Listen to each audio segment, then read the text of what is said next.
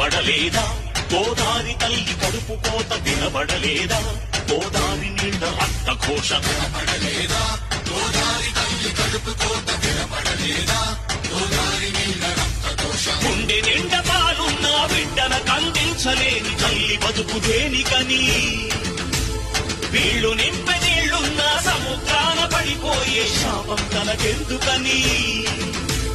ఒలువైతయ కనువైతను వెలియై ఇక బలియై ఉప్పు సాగరాలలోకి వెళ్ళలేక వెంకి వెంకి పడుతున్నది వృధాగా కను మూయలేక